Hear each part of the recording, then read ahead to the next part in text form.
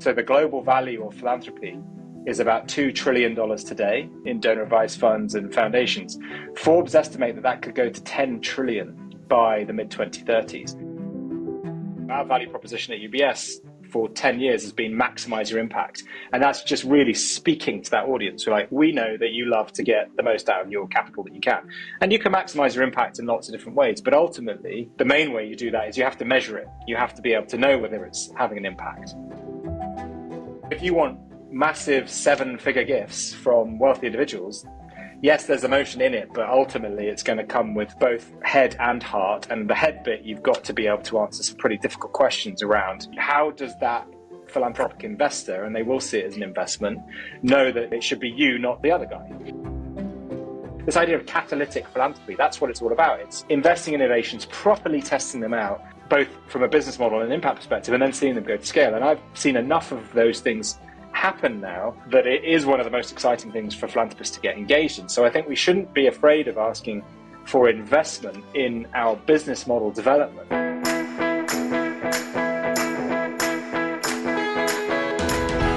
Hello, welcome back to the Fundraising Bright Spots podcast. This is episode 156. My name's Rob Woods, and this is the show for fundraisers who want insights, examples, and maybe a dose of inspiration to help you raise more money and really enjoy your job.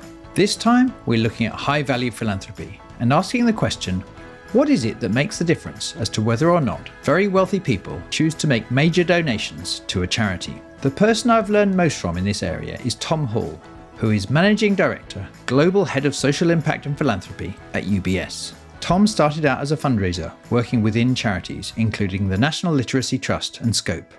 And for more than a decade now, he's worked for UBS. In this time, he's had the chance to have conversations about philanthropy with literally thousands of high net worth individuals.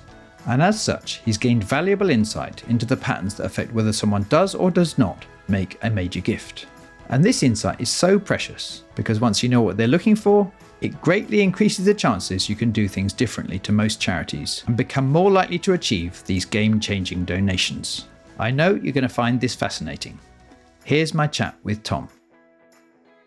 Hi, Tom. Welcome to the podcast. Hey, Rob. How you doing? Really well, thank you. And I've been looking forward to this chat. I've always got so much insight from our past conversations and from the times you've kindly come to speak to our Bright Spot Members Club and so on. Before we get into the kinds of ideas you've been learning in the last few years, just help our listeners, what's the job title you have now and where do you work? So I work at UBS, which is the world's largest wealth manager. We have around 1 million high net worth individual clients globally and about $5 trillion worth of assets and bank 2/3 of the world's billionaires. So if that sounds like a fundraiser's dream, then it potentially is, although it's not as easy to win the trust of wealthy individuals, even when you're inside the institution that's already providing them, services on things like philanthropy, as people might think. But my job is to try and do that, right? So I'm head of social impact and philanthropy, and also recently took on an additional position as CEO of the UBS Optimus Foundation, which I've been responsible for the past couple of years, but now I'm kind of also doing a third job, if you like, but they're all kind of part of the same coin, which is supporting wealthy individuals to maximize the impact of their philanthropy, first and foremost, with now a bit of a view to think about how they can also maximize impact with their investment capital and even maybe their operating business as well, because none of these things happen in isolation. And that desire to have impact from philanthropists doesn't begin and end with the money that they're giving away. It's also something they think about with other pools of capital that they control. Yeah. And I think a big reason why my audiences and the members of my Fundraisers Learning Club have appreciated your advice so much in the past is, at its simplest, you've got such access and the sheer number of conversations you're able to have in your current job is just entirely different to what you would have had. I think one of your earliest jobs was at Scope, and you were, working hard and doing quite well compared to many major donor fundraisers. But it's just different, isn't it? The number of conversations you're able to have nowadays. Yeah, I think that's true. Although I've never lost the appreciation for how hard it is to win the right to be heard by someone who's got capital to allocate it. So obviously, and I think that came from working in the nonprofit sector, right? So as you mentioned, scope, I think we had three major donors giving more than 10 grand when I started.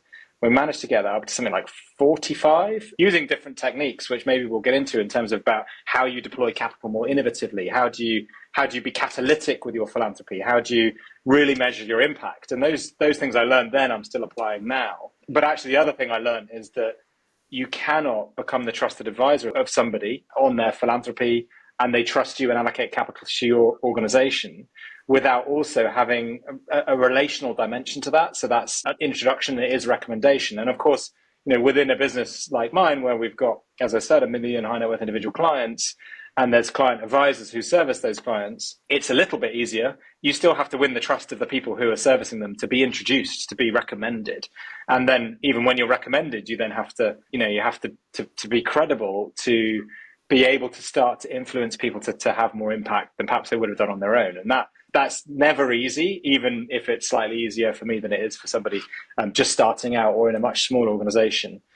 So, I mean, if that's a learning, I think I continue to encourage people is working through your networks, getting people who know and like and trust you to introduce you to more people who know and like and trust you is really the only way to grow relationships. Yeah. And anything you can do to make it easier that might happen. For instance, creating an event or a series of events which are attractive and enticing for people to come to and be willing and able to invite their contacts to, things that make it easier that might happen because the bar is a little lower and things feel a little less risky. Those kinds of things can only help. But I think as a starting point, it's good to know that for you and for everyone else, that remains the place to start. That said, I do remember, because of this different job you have now, it does mean in any given year now, you have more conversations with high net worth individuals than you would have in that original job. Now, of course, every donor is different. Every human being is different. And yet you've seen certain patterns of the kinds of ways people think, people with access to a lot of wealth, that are really valuable for us, the fundraiser, to be aware of. What are two or three of the broad brush insights you've gained from the point of view of that person and their psychology? I would say that there's kind of two core things which remain true. One is source of wealth, i.e. a first generation wealth creator, an entrepreneur who's made their own money, has very different buying behavior, investment behavior, philanthropic behavior than second generation, right? And that's been true throughout my entire career. And I would say even in the charity sector, I saw that and understood that pretty early on. And really what it comes down to fundamentally is someone who's made their own money and who is basically deciding how much they're going to give their kids. They're deciding how much they want to pay inheritance tax, ideally not too much. And therefore, 9 times out of 10, what we're seeing is a lot more money going into philanthropy, into investing in having an impact than people realize, right? So the global value of philanthropy is about $2 trillion today in donor advised funds and foundations. Forbes estimate that could go to 10 trillion by the mid 2030s. And that is primarily going to be driven by entrepreneurial wealth creation in the last 20 years. So really understanding, okay, what type of wealthy individual, donor, trust am I targeting? And is this a first generation or is this professionalized, managed by the family office or even a foundation staff? Now, first generation wealth creators sometimes do have foundation staff who manage their foundation. But if you can get to them, they'll throw all the rules out to do something they want to do if they want to do it, right? Whereas once it's all kind of inculcated and set in stone, what you tend to see with second generation is that they'll manage the legacy, the family legacy well. Often they may do stuff that first generation wouldn't do, like impact investing, or they'll make decisions that they have the license to. But what they're very unlikely to do is give more from the overall family wealth.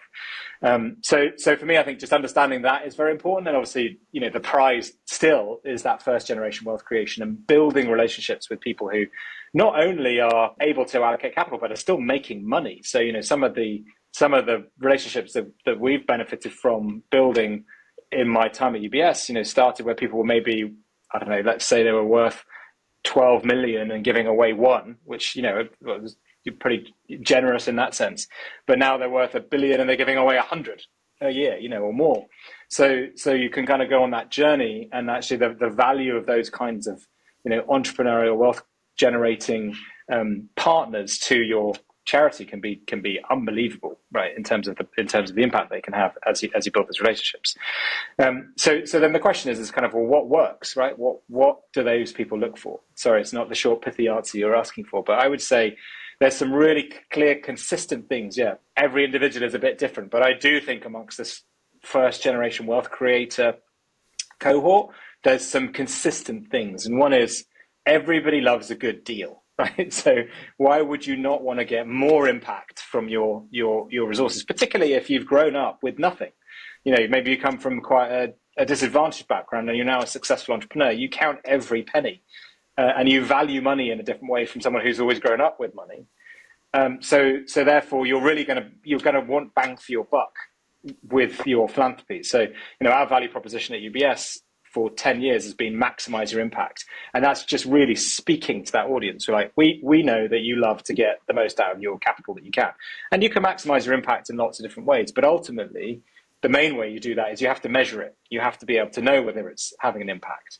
And then you can maximize it by using your capital catalytically. So not just using donations, for example. Can you do, soft loans where the capital recycles, or can you leverage it through match funding or through things like blended finance, which is something we're talking about a lot, using philanthropy literally to de-risk investments and make the uninvestable investable. So as a philanthropist, you're feeling like you're getting a much better deal. You're really kind of driving change. Those are some of the kind of core things I think that cohort look for.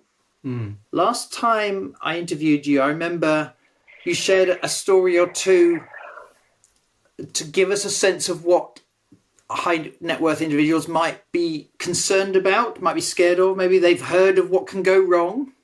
And there was an example or two that really brought it home as to what the risk might be to them.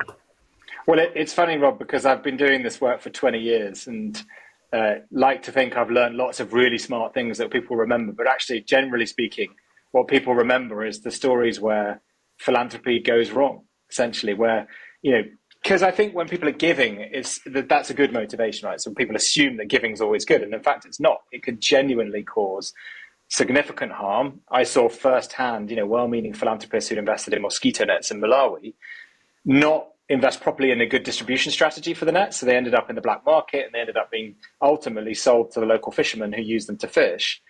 And unbeknownst to them, fishermen, the bright blue color of the nets actually poisoned the lake. Terrible for the ecosystem, poisoned the fish, and even poisoned people who ate those fish, right? And that is just one example of very poorly implemented philanthropy I can give you. And I think the knock-on effect of that is, imagine you're a celebrity, for example, right? You're giving partly because you want to give, but you're also giving because of your personal brand, and you're on the wrong side of negative impact in that sense. That's not good, right? So actually, the only way to avoid negative outcomes from a philanthropist is to measure. So I think that harm side of things is something that is important. I suppose there's also another dimension to that, is that sometimes there's also things that are a bit counterintuitive. And again, data and the evidence can lead you in a direction that you wouldn't necessarily go in otherwise. So I often do this when I'm giving a talk to a room full of clients or at a conference. I have this hypothetical example where if you had $50 million in Kenya in 2007, would you invest it in giving kids a bike so they can go to school and get there faster, so they're not really tired walking 10 miles either way? Would you invest it in teacher training? Would you invest it in medication? Or would you invest it in a free school meal? And maybe I'll ask you if you know the answer, or like, what would you put all your eggs in one basket to boost learning outcomes? Would it be the bike, the teacher training, the medication, or the free school meal? Well, it sounds to me, without knowing more, the free school meal, how on earth can you concentrate and learn more if you just have low blood sugar levels, you're hungry? So in my hypothetical example in Kenya in 2007, you just wasted $50 million because actually it's not entirely fair question because all three of these things work, right? But when they were done in a randomized control trial by Esther Duflo from MIT Poverty Action Lab, so really, really robust data, looking at all these different interventions, what they realized was that actually, because the kids were so ridden with an intestinal worm, unless you gave the medication, that deworming tablet, to kill them, the other three things, the meal, and you're right, of course, a meal does help with learning outcomes, all those kinds of things. It's essentially ineffective. It barely moves the needle. But if you do the worm first, then the other things do work, right? So it's not that things don't necessarily work. It's about the order and the context. And that's how following the evidence is so important. And then playing that particular example forward, the beauty about having data and working out what works is then you try and work out how you scale it. And actually, deworming has now been scaled substantively, either through partnerships with pharmaceutical companies, giving worming tablets away for free, or big impact unicorns like a partner we work with called the End Fund, who've actually, I think they've managed to eliminate several neglected tropical diseases. They're very focused on, or just kind of solving that issue. And you start to price in what would it take to make sure that no child is affected by intestinal worms, so we can actually focus on the really important things of getting good pedagogy, or making sure kids can get to school faster, or ensuring they do have that school meal to boost the learning outcomes. Hi, it's Rob, and I wanted to let you know about our 2 flagship courses designed to help you grow high-value fundraising results. That's the Major Gifts Mastery Programme and the Corporate Mastery Programme, which are starting again from October 2024. Rather than have me tell you about them, I thought it would be most interesting if you could hear directly from someone who's done one of these courses. So here's a short clip from Sam Harford, who's a philanthropy officer at the British Red Cross. If you want to improve your major donor approaches and raise more money for your charity, I would really recommend Rob's Major Donor Mastery course. It was absolutely fantastic for me and built my confidence so much. And I really began to change my mindset and start focusing on cultivating for major donor relationships rather than major donor gifts. Since joining the programme, I've raised over £600,000 in pledges and donations. So I'm really grateful for all of the support and guidance from Rob. If you'd like to find out more about these programmes, or our in-house training days, or any of our other training, go to brightspotfundraising.co.uk/services. So a smart charity should be doing its utmost to ongoingly keep testing which of its interventions works and which one works best, and to forever be curious about that. But also, with our fundraising hat on, so many of the high net worth individuals, certainly those who've made their money because they are entrepreneurs, this just is the mindset of how someone is likely to have made their wealth anyway. The test, retest, learn, iterate, it is likely to be their approach to solving things in their own business as well. I think so. And look, in the world of being an entrepreneur, you have a very clear metric, which is profit and loss. And you can see it. It's very transparent. In the world of impact, it's perhaps harder to see, like, what is the bottom line? And sometimes people get confused and they measure the wrong thing, costs and inputs. But what we should measure is outcomes and cost per outcome. So, like, what is the cost of boosting learning or, reducing infant mortality?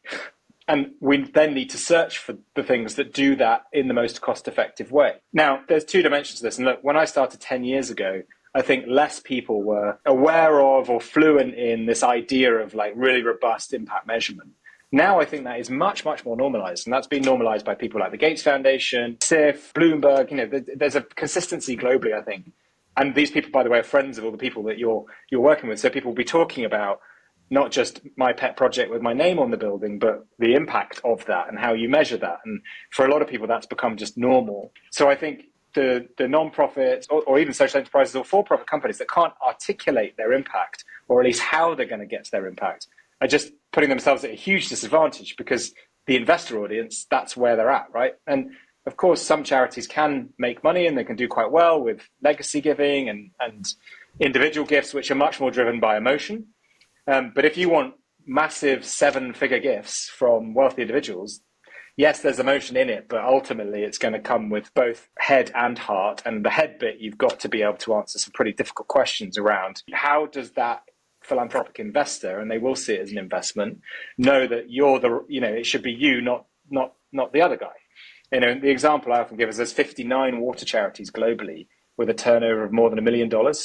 How are you supposed to pick? Because your mate asked you? Well, actually, that is how it often works. So networks are really important. So I see the negative effects of networks quite a lot in that, people start supporting something because they were invited to a gala dinner. And then they go, well, hang on, my other friends invited me to this one, and these things are doing exactly the same thing. I need to consolidate. Which one should I actually select? And that's when they start to get to a place where, they're going to go, well, actually, the cost per outcome is this. Or it may be that water charity A is a donation-based model, and water charity B has worked out that actually it can maybe charge for some of its services even in emerging markets and recycle the capital so it can have even more impact, and that becomes inherently more sustainable and more scalable, and that will appeal to an entrepreneur because they love that idea of sustainability and scale. So I think ultimately, yes, it's incumbent.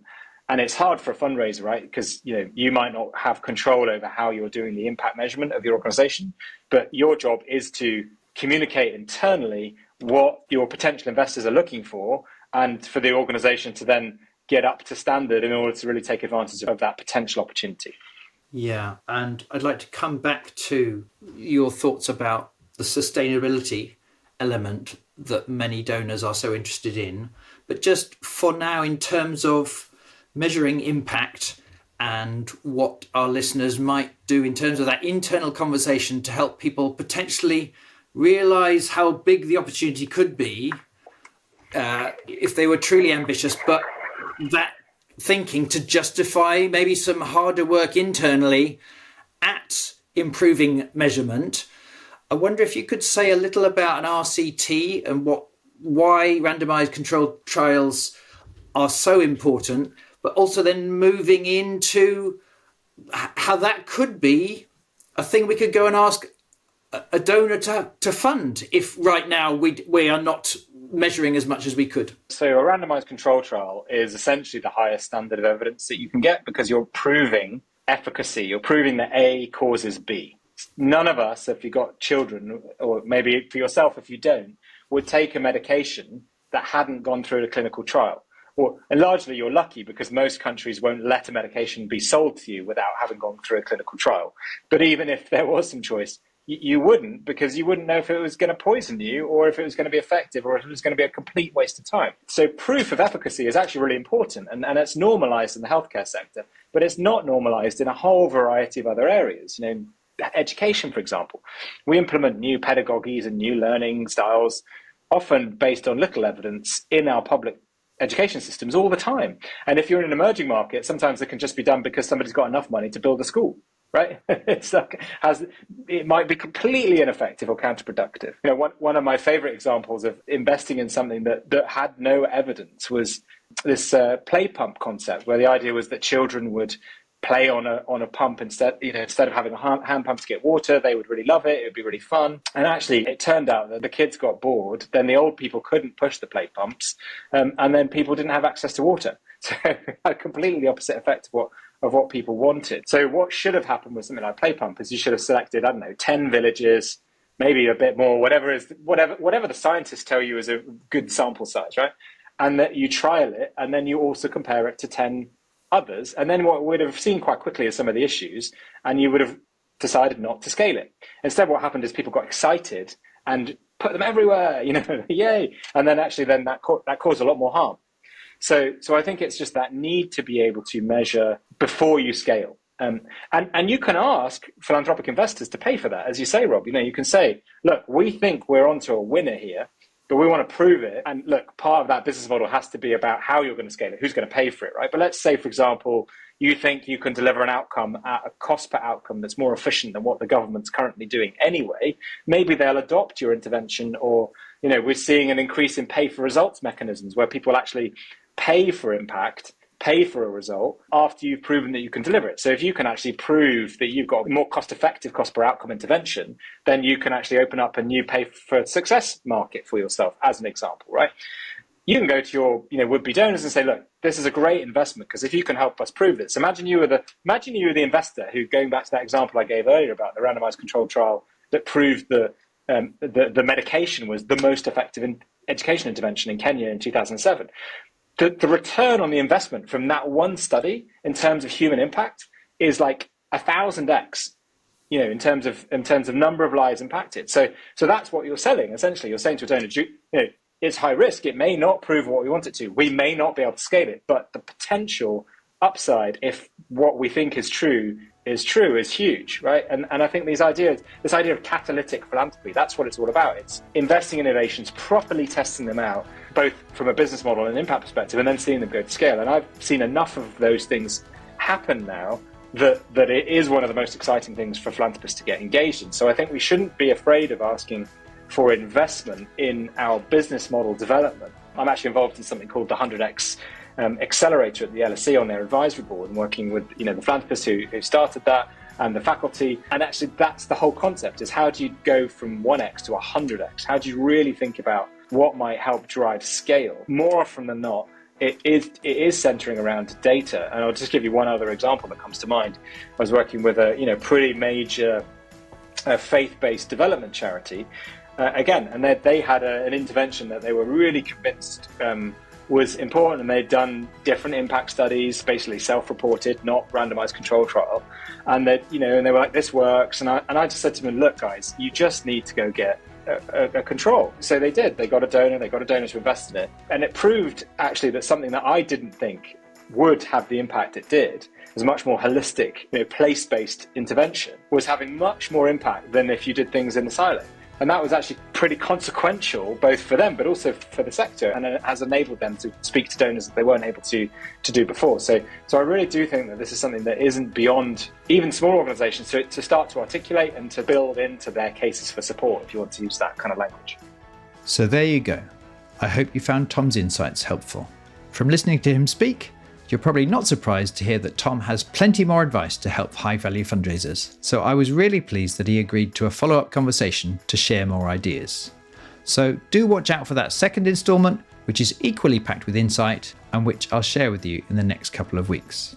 I appreciate you may have already subscribed to the Fundraising Bright Spots show, but in case not, please do hit that button now.